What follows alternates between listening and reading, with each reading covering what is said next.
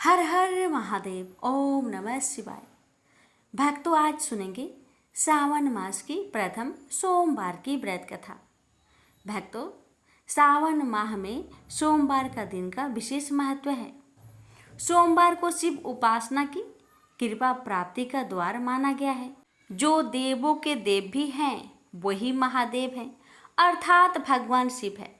हालांकि वर्ष में प्रत्येक महीने शिव उपासना किसी न किसी रूप में चलती ही रहती है, लेकिन पूरा श्रावण का महीना शिव उपासना का ही महीना कहलाता है।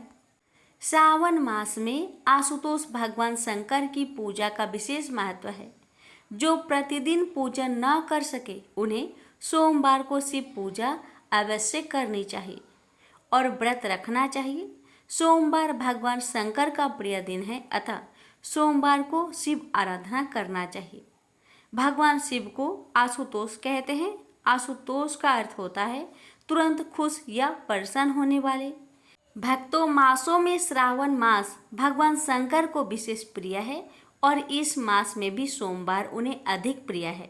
तो आज के इस वीडियो में हम श्रवण करेंगे श्रावण सोमवार की व्रत कथा। प्यारे भक्तों, अपने हाथों को जोड़िए और भगवान शिव का ध्यान धरिए और इस कथा को श्रद्धा पूर्वक पूरा सुनिए। भगवान शिव की कृपा आप सभी पर अवश्य होगी। ओम नमः शिवाय।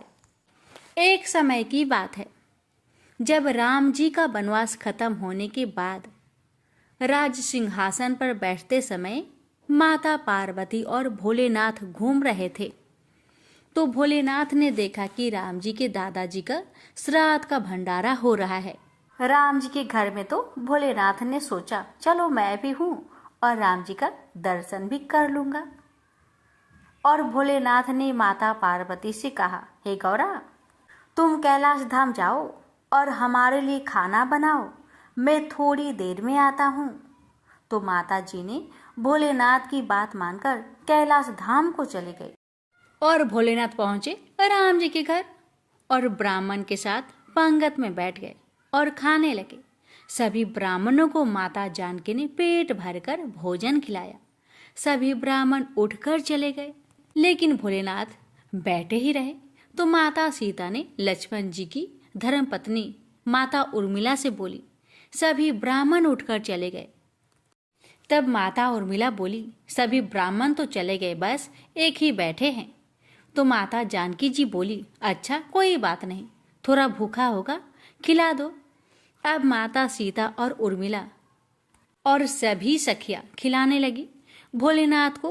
भगवान भोलेनाथ तो खाते गए। माता जानकी की रसोई का सारा सामान खत्म हो गया, लेकिन भोलेनाथ उठे नहीं।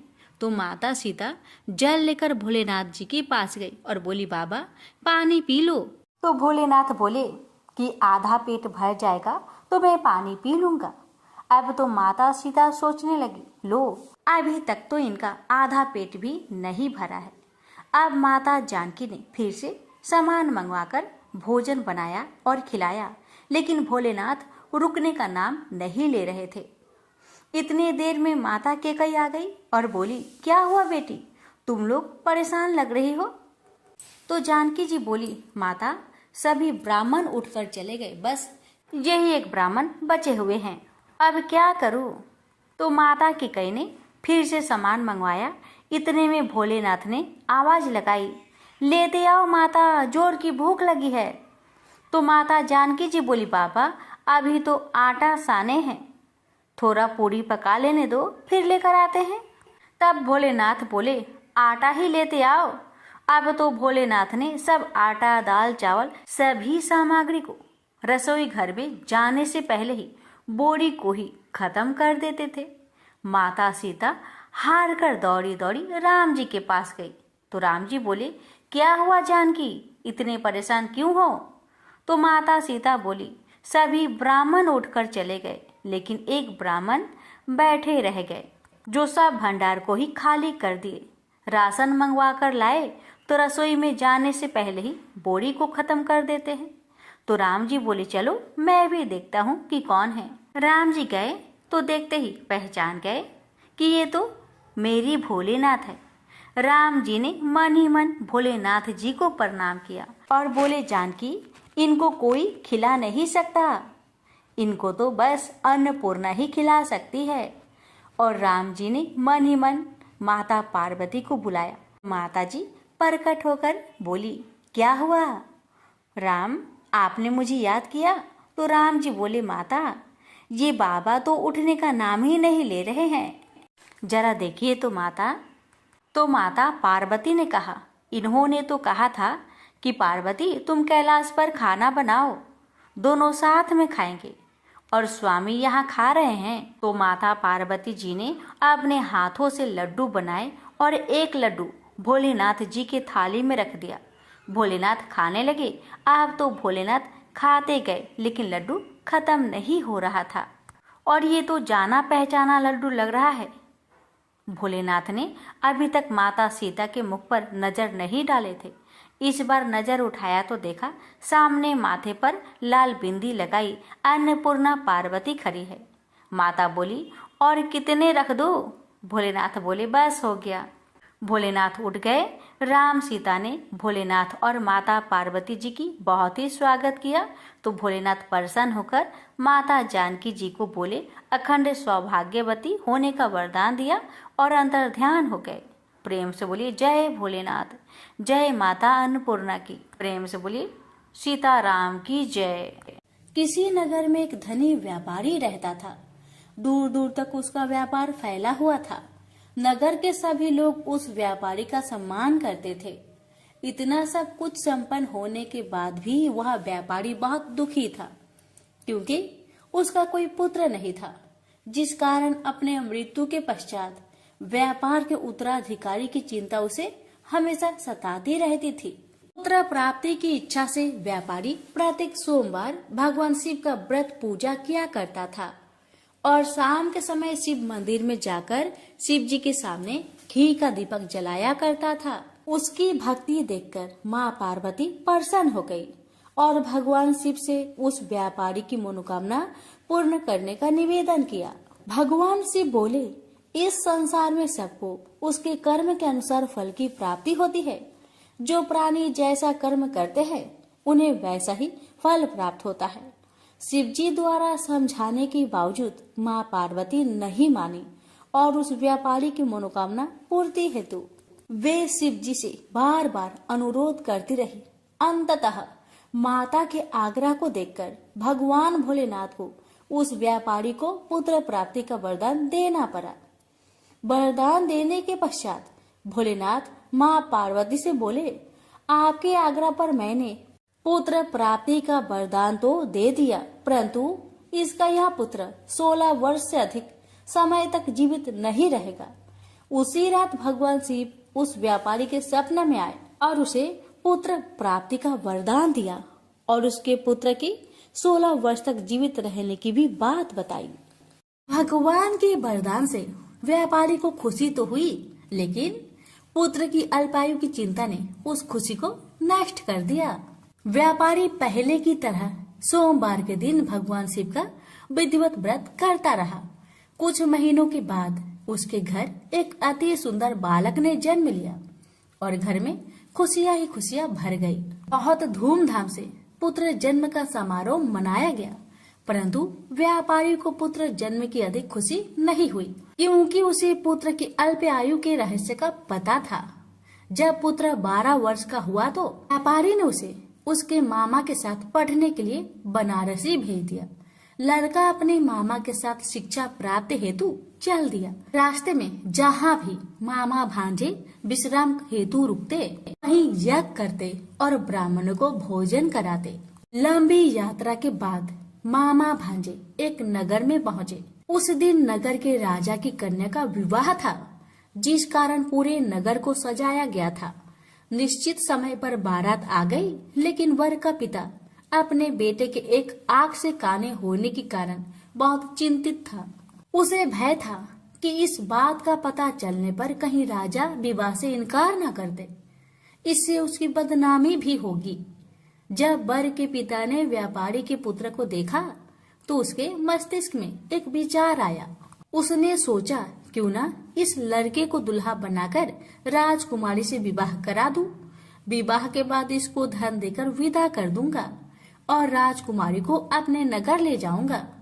वर के पिता ने लड़के के मामा से इस संबंध में बात की। मामा ने धन मिलने की लालच में वर के पिता की बात को स्वीकार कर ली। लड़के को दूल्हे का वस्त्र पहनाकर राजकुमारी से विवाह कर दिया गया। राजा ने बहुत सारा धन देकर राजकुमारी को विदा किया। शादी के बाद लड़का जब राजकुमारी के साथ लौट रहा था तो वह सच नहीं छिपा सका और उसने राजकुमारी के ओढ़ने पर लिख दिया, राजकुमारी, तुम्हारा विवाह मेरे साथ हुआ था। मैं तो बनारसी पढ़ने के लिए जा रहा हूँ और अब तुम्हें जिस नवयुवक की पत्नी बनना पड़ेगा वह कान्हा है। जब राजकुमारी ने अपनी ओढ़नी पर लिखा हुआ पढ़ा तो उसने कान्हे लड़के के साथ जाने से इनकार कर दिया। राजा को जब ये सब बातें पता लगी तो उसने राजकुमारी को महल में ही रख लिया। उधर लड़का अपने मामा के साथ बनारसी पहुंच गया और गुरुकुल में पढ़ना शुरू कर दिया। जब उसकी आयु 16 वर्ष की हुई तो उसने यज्ञ किया। यज्ञ की समाप्ति पर ब्राह्मणों को भोजन करवाया और खूब अन्य वस्त्र दान किए। रात को वह अपने शयन कक्ष में सो गया। शिव के वरदान के अनुसार शयन अवस्था में ही उसके प्राण पेखरू उड़ गए। सूर्योदय पर मामा मृत भांजे को देखकर रोने पिटने लगा। आसपास के लोग भी एकत्र होकर दुख प्रकट करने लगे। लड़के के मामा के रोने विलाप करने के स्वर समीप से गुजरते हुए भगवान शिव और माता पार्वती ने भी सुने। माता पार्वती ने भगवान से कहा, प्राणनाथ, मुझे इसके रोने का स्वर सहन नहीं हो रहे। आप इस व्यक्ति के कष्ट को अवश्य दूर करें। भगवान शिव ने माता पार्वती के साथ अदृश्य रूप में समीप जाकर देखा तो भोलेनाथ माता पार्वती से बोले, यह तो उसी व्यापारी का पुत्र है जिसे मैंने 16 वर्ष की आयु का वरदान दिया था। इसकी आयु पूरी हो गई है। माँ पार्वती ने फिर भगवान शिव से निवेदन कर उस बालक को जीवन देने का आग्रह किया। माता पार्वती के आग्रह पर भगवान शिव ने उस लड़के को जीवित होने का वरदान दिया और कुछ ही पल में वह जीवित होकर उठ बैठा। शिक्षा समाप्त करके लड़का मामा के साथ अपने नगर की ओर चल दिया। दोनों चलते हुए उसी नगर में पहुंचे जहां उसका विवाह हुआ था।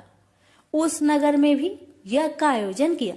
समीप से गुजरते हुए नगर के राजा ने यज्ञ का आयोजन देखा और उसने तुरंत ही लड़के और उसके मामा को पहचान लिया। यज्ञ के समाप्त होने पर राजा मामा और लड़के को महल में ले गया और कुछ दिन उन्हें महल में रखकर बहुत सा धन वस्त्र आदि देकर राजकुमारी के साथ विदा कर दिया। इधर भूखे प्यासे रहकर व्यापारी और उसकी पत्नी बेटे की प्रतीक्षा कर रहे थे। उन्होंने प्रतिज्ञा कर रखी थी कि यदि उन्हें अपने बेटे की मृत्यु का समाचार मिला तो दोनों अपने प्राण त्याग देंगे। परंतु जैसे ही उसने बेटे के जीवित वापस लौटने का समाचार सुना तो वह बहुत परेशान हुआ। वह अपनी पत्नी और मित्रों के साथ नगर के द्वार पर पहुंचा। अपने बेटे के विवाह का समाचार सुनकर पुत्र वधू राजकुमारी को देखकर उसकी खुशी का ठिकाना न रहा। उसी रात भगवान शिव ने व्यापारी को सपने में आकर कहा, हे श्रेष्ठी, मैंने तेरे सोमवार व्रत करने और व्रत कथा सुनने से प्रसन्न होकर तेरे पुत्र को लंबी आयु प्रदान की है। पुत्र की लंबी आयु जानकर व्यापारी बहुत प्रसन्न हुआ। शिव भक्त होने तथा सोमवार का व्रत करने से व्यापारी की सभी मनोकामनाएं पूर्ण हुई। इसी प्रकार जो भक्त सोमवार का विधिवत व्रत करते हैं और व्रत कथा सुनते हैं उनकी सभी इच्छाएं पूरी होती है।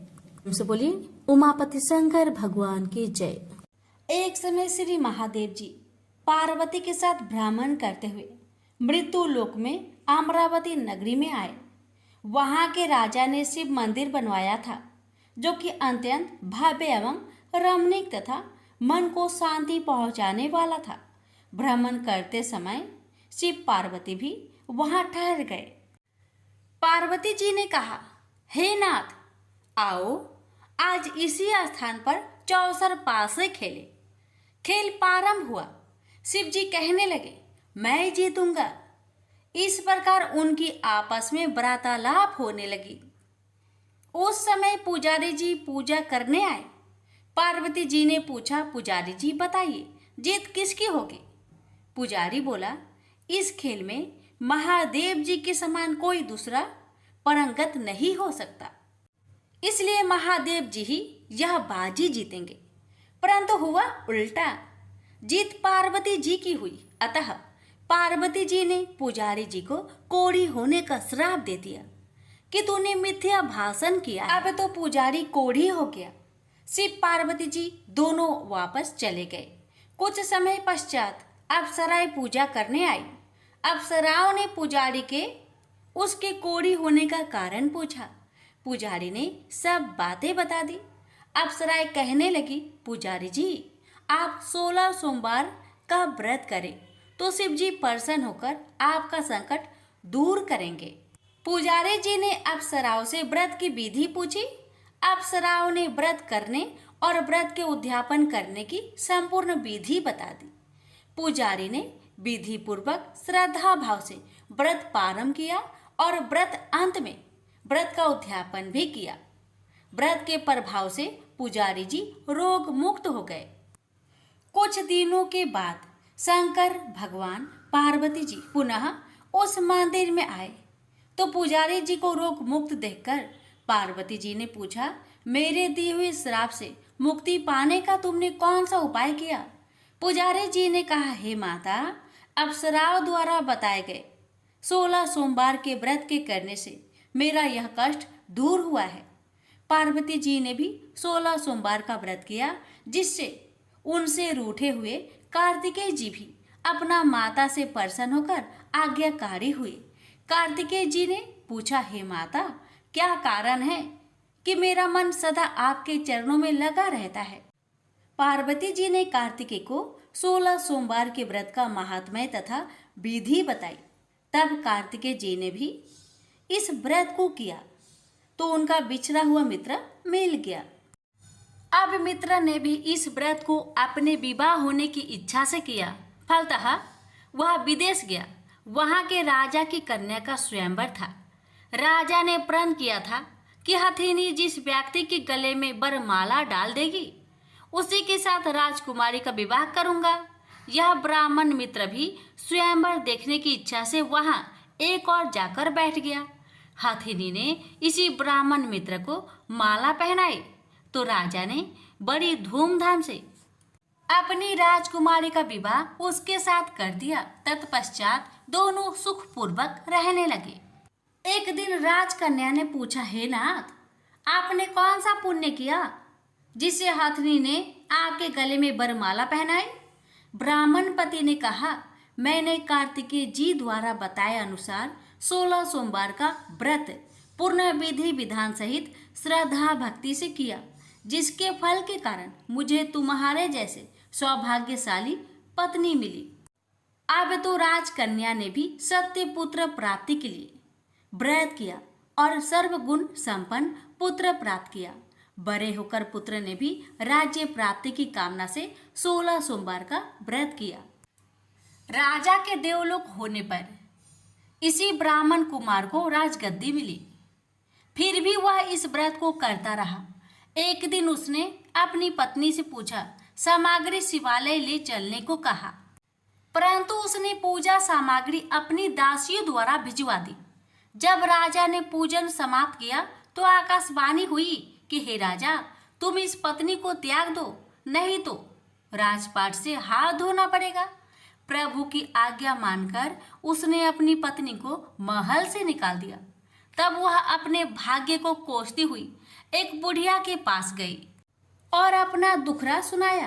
तभी बुढ़िया को बताया, मैं पूजन सामग्री राजा के कहे अनुसार शिवालय में नहीं ले गई और राजा ने मुझे निकाल दिया। बुढ़िया ने कहा, तुझे मेरा काम करना पड़ेगा। उसने स्वीकार कर लिया। तब बुढ़िया ने सूत की गठरी उसके सिर पर रखी और बाजार भेज दिया। रास्ते में आंधी आई तो सिर पर रखी गठरी उड़ गई। बुढ़िया ने डांट कर उसे भगा दिया। अब रानी बुढ़िया के यहाँ से चलते चलते एक आश्रम में पहुंची। गोसाई जी उसे देखते ही समझ गए कि यह उच्च घराने की अबला विपत्ति की मारी है। वे उसे धैर्य बधाते हुए बोले, बेटी तू मेरे आश्रम में रह, किसी प्रकार की चिंता मत कर। रानी आश्रम में रहने लगी, परंतु जिस वस्तु को वह हाथ लगाती वह वस्तु खराब हो जाती। यह देखकर गोसाई जी ने पूछा, बेटी किस देव के अपराध से ऐसा होता है? रानी ने बताया कि मैंने अपने पति की आज्ञा का उल्लंघन किया और शिवालय में पूजन के लिए नहीं गई। इससे मुझे घोर कष्ट उठाने पड़ रहे हैं। गोसाई जी ने शिव जी से उसके कुशल क्षेम के लिए प्रार्थना की और कहा, बेटी तुम 16 सोमवार का व्रत विधि के अनुसार करो। तब रानी ने विधि पूर्वक व्रत पूर्ण किया। व्रत के प्रभाव से राजा को रानी की याद आई और दूतों को उसकी खोज में भेजा। आश्रम में रानी को देख दूतों ने राजा को बताया। तब राजा ने वहां जाकर गोसाई जी से कहा, महाराज यह मेरी पत्नी है, मैंने इसका परित्याग कर दिया था, कृपया इसे मेरे साथ जाने की आज्ञा दें। शिव जी की कृपा से प्रति वर्ष 16 सोमवार का व्रत करते हुए वे आनंद से रहने लगे और अंत में शिवलोक को प्राप्त हुए। प्रेम से बोलिए हर हर महादेव, माता पार्वती की जय। ओम नमः शिवाय। काल के भक्तों में कांवड़ यात्रा का विशेष महत्व है। हर साल श्रावण मास में असंख्य कांवड़िया धार्मिक स्थलों से गंगा जल से भरी कांवड़ लेकर पद यात्रा करके अपने गांव वापस लौटते हैं। इसी सफर को कांवड़ यात्रा बोला जाता है। ऐसे ही महाकाल के एक भक्त भोला राम ने सावन माह के प्रथम सप्ताह हरिद्वार से जल लेकर बाबा विश्वनाथ वाराणसी की तरफ पैदल यात्रा प्रारंभ करने का प्रण किया। यह कांवड़ यात्रा आज तक की सबसे लंबी दूरी की यात्रा बनने वाली थी। भोला राम के इस ऐलान से आसपास के गांव में खलबली मच गई, क्योंकि भोला राम शारीरिक तौर पर ज्यादा मजबूत नहीं था, लेकिन फिर भी उसने इतना बड़ा संकल्प कर लिया था कि जहां बड़े बड़े भक्त घुटने टेक दे। भोला राम के परिवार वाले उसे समझाते कि बहुत कोशिश करते हैं, लेकिन भोला राम का संकल्प अटूट था। उसने ठान लिया था कि अब उसका कोई साथ दे या ना दे, वह कांवर लेकर अकेला ही जाएगा। भोला राम की कांवर सजाने के लिए कई गांव के लोग उपस्थित हुए थे। सभी भोला राम का उत्साह बढ़ाते हैं। हालांकि भोला राम को अपने महाकाल पर पूर्ण विश्वास था, इसलिए वह इस कांवर यात्रा के संकल्प को छोटा ही समझ रहा था। दरअसल वह पहली बार महाकाल की कांवर यात्रा में हिस्सा लेने जा रहा था और उसे अंदाजा भी नहीं था कि इस सफर में कितनी परेशानियां होने वाली है। भोला राम अगली सुबह अपनी कांवड़ यात्रा अकेले ही प्रारंभ करता है। आसपास के गांव से कई भक्त भोला राम को देखने पहुंचे थे, लेकिन कोई उसके साथ यात्रा में जाने को तैयार नहीं था, क्योंकि सभी भोला राम के संकल्प की कठिनाई को भली भांति समझ रहे थे। भोला राम धीरे धीरे कदम बढ़ाने लगता है। भोला राम की कांवर का वजन लगभग 70-10 किलो अधिक था। भोला राम कुछ ही दूर आया था कि महाकाल उसकी परीक्षा लेना शुरू कर देते हैं। भोला राम की कांवर से पानी टपकने लगता है। भोला राम पानी की मटकियों को चेक करता है तो उसे एक मटकी में छोटा सा छेद दिखाई देता है। भोला राम मटकी का छेद बंद करने की बहुत कोशिश करता है, लेकिन उसके पास ऐसी कोई वस्तु नहीं होती जिससे पानी की धार रोकी जा सके। वह महाकाल का नाम लेकर आगे बढ़ने लगता है। अचानक उसे रास्ते में एक मजदूर दिखाई देता है जो रोड बनाने का काम में लगा हुआ था, और वह आग के पास खड़ा होकर डामर गर्म कर रहा था। भोला राम को तुरंत तकलीफ सूझी। वह मजदूर के पास जाकर थोड़ा सा डामर लेकर मटकी के छेद में लगा देता है और डामर लगते ही पानी टपकना बंद हो जाता है। भोला राम मजदूर को धन्यवाद देते हुए आगे बढ़ जाता है। समस्या का समाधान होते ही भोला राम का उत्साह दुगना हो गया था।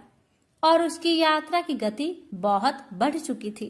4 घंटों की यात्रा होते ही भोला राम बहुत थक जाता है और रोड के किनारे एक पेड़ के पास बैठ जाता है। भोला राम अपने साथ कुछ खाने पीने की सामग्री रखकर लाया था, जिसे निकालकर वह खाने लगता है। खाना खाने के बाद भोला राम को नींद आ जाती है। वह पेड़ से टिककर सो जाता है। उसी सड़क से 2 राहगीर गुजर रहे होते हैं। अचानक उनकी नजर भोला राम पर पड़ती है। वह पेड़ से टिका हुआ सो रहा था और उसके बगल में एक थैला और कांवर रखी होती है। ये दोनों राहगीर आदतन अपराधी थे। भोला राम का थैला चोरी करने का विचार से दोनों उसकी तरफ बढ़ने लगते हैं। भोला राम के थैले में कुछ पैसे और उसके यात्रा में उपयोग होने वाली जरूरी वस्तुएं रखी हुई थी। दोनों राहगीर जैसे ही भोला राम का थैला उठाते हैं, दहशत से उनके पांव कांपने लगते हैं, क्योंकि थैला उठाते ही भोला राम के सर के ऊपर एक बहुत विशाल सांप फन फैलाए खड़ा हो जाता है। सांप को देखते ही थैला छोड़कर दोनों दुम दबाकर भाग जाते हैं। भोला राम को सोते हुए पूरी रात गुजर जाती है। उसे इस घटना की भनक तक नहीं लगती और जैसे ही वह सुबह उठकर देखता है कि उसका थैला थोड़ा दूर पड़ा है, उसे समझ में आ जाता है कि किसी ने चोरी करने की कोशिश की थी। लेकिन उसे ताज्जुब होता है कि चोरों ने थैला छोड़ क्यों दिया था। भोला राम तुरंत थैले में अपना सामान देखता है। उसे सभी चीजें व्यवस्थित मिलती है। वह अपनी नित्य क्रिया करके कांवड़ यात्रा पुनः प्रारंभ कर देता है। भोला राम को महाकाल की यात्रा में आनंद आने लगा था। भोला राम को रास्ते में कांवड़ ले जाते दिख कई श्रद्धालु खाने पीने की वस्तुएं और पैसे उसे भेंट करते हैं। भोला राम को सफर करते हुए 8 दिन गुजर चुके थे और अभी तक उसने आधा ही सफर तय किया था। रास्ते भर बारिश की बूंदें भोला राम को थकान का एहसास नहीं होने दे रहे थे। अभी तक तो भोला राम को सफर में किसी खास परेशानी का सामना नहीं करना पड़ा था। इन अब उलझना बढ़ने वाली थी, क्योंकि बारिश तेज होने वाली थी। नदियों का जल स्तर बढ़ रहा था और अभी भोला राम को रास्ते में कई नदी नाले पार करने थे। भोला राम शारीरिक दुर्बल जरूर था, लेकिन उसके हौसले बुलंद होते हैं।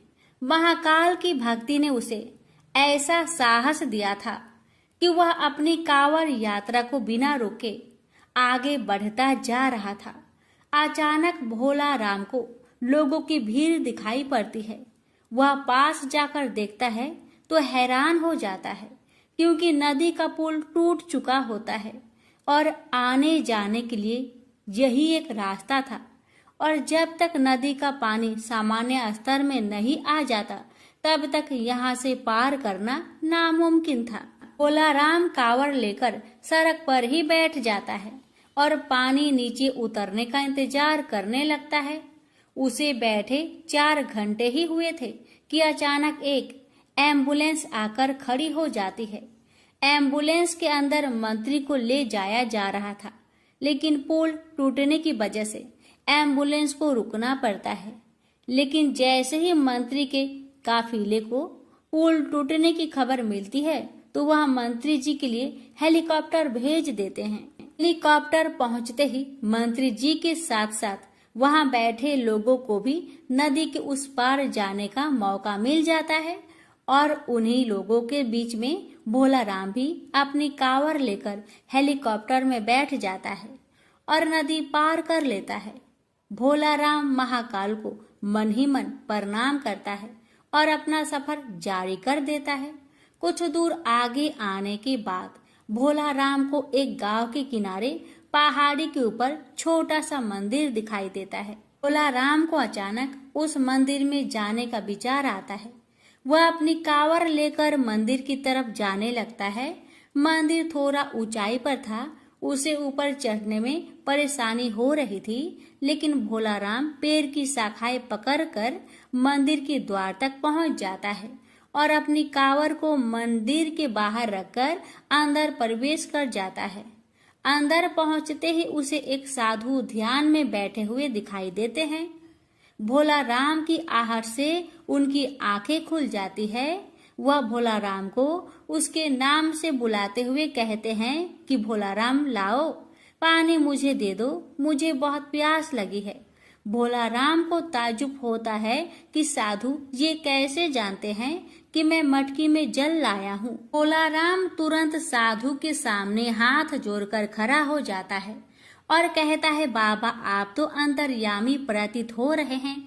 आप तो सब कुछ जानते हैं कि मैं कांवर के लिए पवित्र जल ले जा रहा हूँ, जिसे मैं अपने महाकाल को अर्पित करूँगा, और अगर मैंने यह आपको दे दिया तो मेरे पास वहां से जाने के लिए कुछ नहीं बचेगा, और वैसे भी रास्ते में बहुत सारा जल गिर चुका है।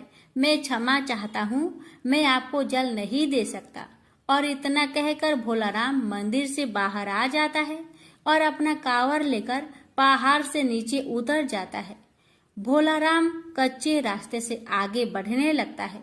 थोड़ी ही दूर उसे एक गांव दिखाई देता है और जैसे ही वह गांव के करीब पहुंचता है, वहां कुछ लोग बैठे होते हैं। सभी भोला राम को कांवर ले जाते देख उसके पास पहुंच जाते हैं। गांव के लोग भोला राम को खाने पीने की वस्तु भेंट करने के लिए आगे आते हैं, लेकिन भोला राम उन्हें रोक देता है और कहता है, अगर आप मुझे कुछ देना ही चाहते हैं तो पीछे पहाड़ी पर एक मंदिर है, वहां एक साधु भूखे प्यासे बैठे हैं, कृपया करके उन्हें यह सब भिजवा दीजिए। गांव के लोग भोला राम को आश्चर्यचकित होकर देखने लगते हैं और कहते हैं, भैया यहाँ तो कोई पहाड़ी नहीं है, ये पूरा इलाका जंगली है और यहाँ पेड़ पौधे के अलावा आपको कुछ दिखाई नहीं देगा। जरूर आपको कोई भ्रम हुआ होगा।